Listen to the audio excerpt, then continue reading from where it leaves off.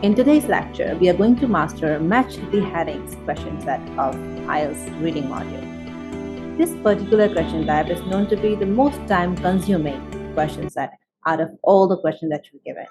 So today we are going to learn a step-by-step process about how to tackle this question type in the most efficient way and with the maximum accuracy possible.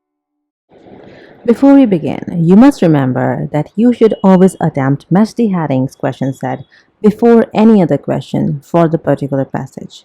Because when you attempt match the headings, you have to read almost every paragraph more than once in order to get all the questions of match the headings right, which helps you later when you are doing the next question sets. Because you don't have to reread the passage and you already know where to find the answers. With that out of the way, let's start with step number 1. The first thing we do is to read the question and figure out which of the paragraphs are we supposed to title. For example, here you have to title from paragraph A till paragraph F. So we will start from paragraph A. The next step is to read the paragraph, not the headings. Remember, we have still not looked at the headings options that we were given in the question. Now, if you are good at reading, then you are good to go. You should use only what you have been using up till now. But if you need help with your reading skills, you may either want to have a tutor who can help you improve your reading skills, or you can try reading every paragraph twice. In the first reading, we try to figure out the meaning of each sentence in the paragraph.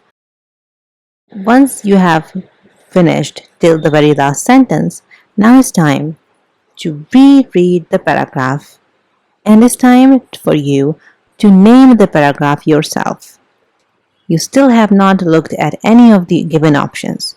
You're just trying to name this paragraph completely on your own. You should figure out what name would you decide on to give as a title to this paragraph. Once you have selected on the name that you want to give the paragraph, now it's time to finally look at the headings. We will read all the headings that are given to us, and we will find one heading that resembles the most with the name that we decided on for the paragraph. Once we find a resembling option, now it's time to eliminate all the other options in order to cross-check if we have the most suitable answer out of all the given options. So, that was the last step. By the end of these steps, you will be remained with only one option, which will be your title for the given paragraph. That's it. That's how you do it. So, let's try it once. The modern world is increasingly populated by quasi-intelligent gizmos, whose presence we barely notice, but whose creeping ubiquity has removed much human tragedy. Take a pause. Think about the meaning of the sentence. So this sentence basically means that we have too many intelligent gadgets around us who are helping us with our day-to-day lives, and we do not even notice their presence because we are very much used to them. Next line says, our factories hum to the rhythm of robot assembly arms. Again, that means that we have too many robots or machinery in our factories. Our banking is done at automated teller terminals that thank us with rote politeness for the transaction. Now we are talking about ATMs and how good they are when we are transacting money from those machines. Our subway trains are controlled by tireless robo-drivers. Here we are saying that our subway trains are controlled by robots, and we don't have to worry about who is driving these trains. Our mine shafts are dug by automated moles, and our nuclear accidents, such as those at 3 Mile Island in Chernobyl, are cleaned up by robotic muckers that fit to withstand the radiation. This sentence simply means, before humans used to do this work in mines and radiations were harmful to them, which is now out of the question because machines are doing this work now, and machines are not affected by the radiation. So it's a good news. Such is the scope of uses envisioned by Karel Capek, the Czech playwright who coined the term robot in 1920. The word robota means forced labor in Czech. This term robot was envisioned by Karel Capek. We also know the meaning of robot, that is forced labor. Lastly, as the progress accelerates, the experimental becomes exploitable at record pace. That means that with time, we will be using these machines and we will be exploiting their expertise more than ever. That's all. We have read this paragraph carefully once. Now it's time to reread it and try to find out a name for it. Our modern world is increasingly populated by quasi-intelligent gizmos who presents we barely notice but whose creeping ubiquity has removed much human tragedy.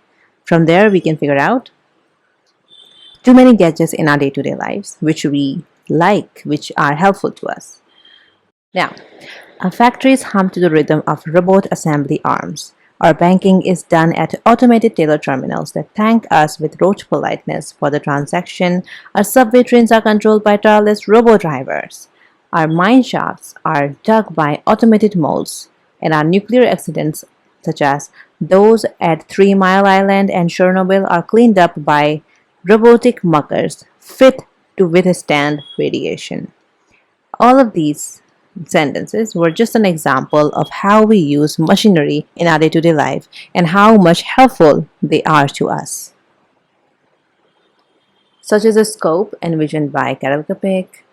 Here we have the name of, we have the origin of the name, robot, and with time we will be using machines even more. So overall, the name that I want to draw for this particular paragraph would be uses of robots in our day-to-day life and the help we get from them. It's time to look at the headings. Number 1. Robots have quietly infiltrated our lives. Here, what the heading means is that robots have quietly entered into our lives and we do not notice them because they are helping us. They are not harmful to us. Human skills have been heightened with the help of robotics. We have not talked about any of the human skill in the paragraph, so it is safe to eliminate this one. There are some things we prefer brain to control. We did not talk about human brain in the passage, so it is safe to eliminate this one as well. Original predictions have been made. Yes, there is one prediction in the last line of this paragraph, that is, as the progress accelerates, the experimental becomes exploitable at record pace. Though it is only a prediction, it is not a revision of anything we said prior to this. So we can eliminate this one as well. If you don't understand why I eliminated heading number 4, reread the last line of the paragraph. Moving on. Scientists are examining the humanistic possibilities. No, we did not talk about humanistic possibilities in robots yet. Sixth, there are judgments that robots cannot make. No, we did not talk about that as well. So we are only left with the heading number 1 that seems to be the most resembling option to the name that we figured out on our own. And it is only one that we are left with, so it is our answer. Yeah, so this is how you do it. Easy, right? Now it's time for you to try it on your own.